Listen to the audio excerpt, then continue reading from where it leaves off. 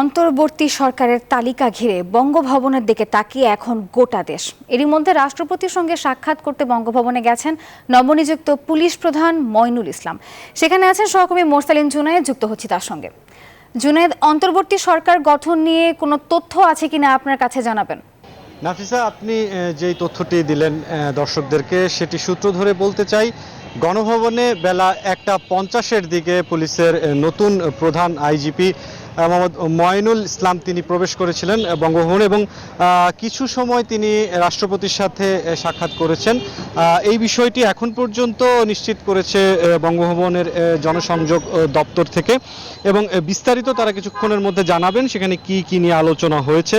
তবে সার্বিক যে পরিস্থিতি বর্তমানে চলছে দেশের, সেই পরিস্থিতিতে এই যে বাহিনী রয়েছে, পুলিশের বাহিনী, এই বাহিনীতে বেশ কিছু পরিবর্তন হয়েছে, এছাড়াও অন্যান্য কিছু বাহিনীতে পরিবর্তন হয়েছে। পরিবর্তনের ধারাবাহিকতায় নতুন যে আইজিপি হলেন, মূলত যেটি ধারাবাহিকতা থাকে সেই বিষয়টি হচ্ছে যে নতুন কোনো পুলিশ প্রধান হিসেবে যুক্ত হওয়ার পর রাষ্ট্রপতির সাথে তারা সাক্ষাৎ করতে আসেন। তবে এখন যেহেতু একটি ভিন্ন ধরনের পরিস্থিতি বিরাজ করছে সারা দেশেই, তার প্রেক্ষিতে নতুন এই পুলিশ প্রধানের এখানে যোগদান কিন্তু একটি গুরুত্বপূর্ণ বিষয় হিসেবেই বিবেচিত।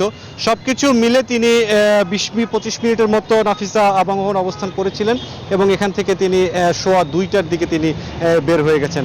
এছাড়াও অন্যান্য বিষয় যেটি রয়েছে, যে অন্তর্বর্তী সরকার গঠনের বিষয়টি, সেটি নিয়েও কিন্তু নানান ধরনের আলোচনা চলছে।